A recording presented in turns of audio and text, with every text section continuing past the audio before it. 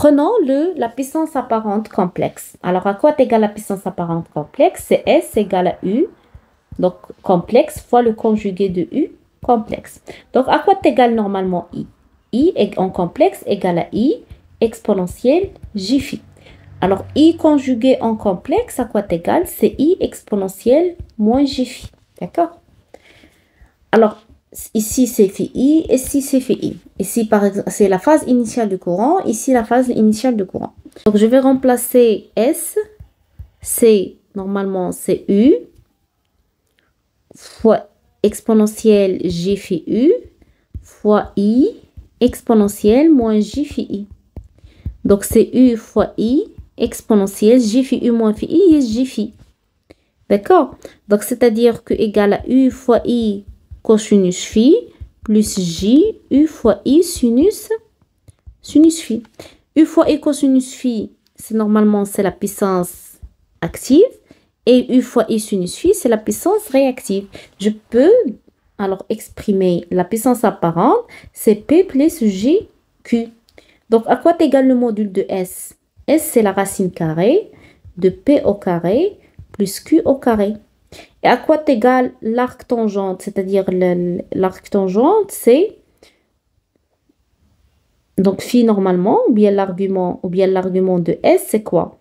Donc l'argument de S, c'est l'arc tangente de Q sur P. D'accord? Égal à quoi? Égal à phi. Donc l'arc tangente de P, c'est-à-dire tangente phi, à quoi est égal? C'est Q sur P. Donc voilà. Donc tangente phi, c'est Q sur P. Donc le réel de la puissance apparente, c'est la puissance active. Et l'imaginaire de la puissance apparente, c'est la puissance réactive. Alors prenons le cas, on va établir un tableau récap pour les différents, donc où on va déterminer les différents puissances pour chaque type de récepteur. Alors prenons le cas où vous avez une résistance R. Comme vous voyez, le déphasage il est égal à 0. Donc la puissance c'est RI au carré ou bien c'est U au carré sur R parce que vous avez U égale à RI. Soit vous faites I en fonction de U ou bien U en fonction de I. Donc c'est U au carré sur R. Donc c'est et la puissance réactive égale à 0. Prenons le cas où vous avez une inductance pure.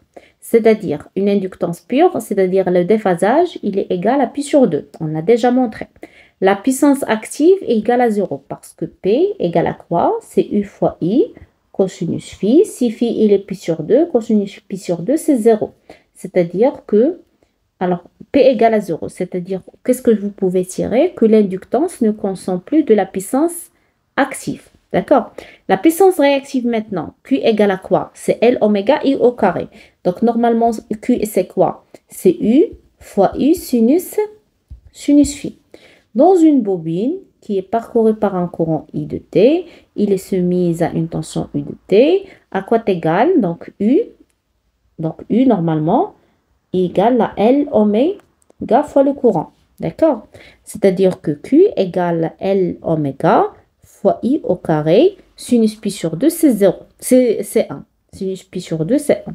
Donc, sinus pi sur 2. Donc, ça va donner, c'est L oméga fois I au carré. Ou bien, donc, je fais la tension qui est en fonction du courant. Donc, j'ai déjà U égale à L oméga fois I, ou je peux tirer I, c'est U sur L oméga. C'est-à-dire que Q égale, normalement, je remplace I par U sur L oméga. Donc, c'est U au carré sur L oméga. D'accord? Voilà. Alors, prenons le cas où vous avez une capacité C. D'accord?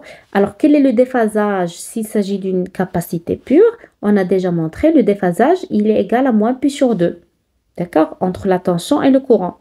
Alors, la puissance active, il est toujours nul parce que cosinus pi sur 2, c'est égal à 0. Donc, c'est-à-dire le condensateur, il ne consomme plus de la puissance active. Et pour la puissance réactive, égale à moins 1 sur C oméga I au carré.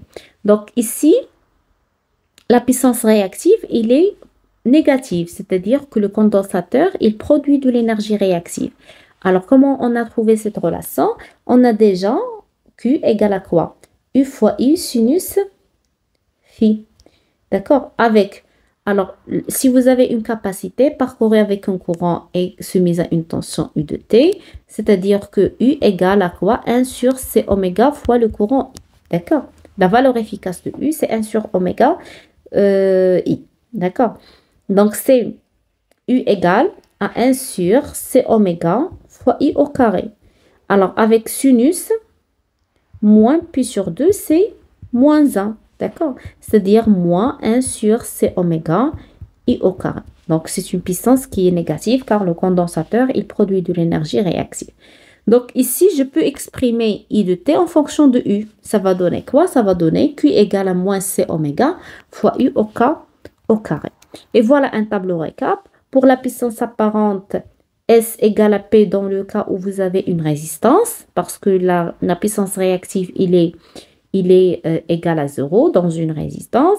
Alors, dans une inductance, la puissance apparente égale à Q, et dans une capacité, la puissance apparente égale à moins Q.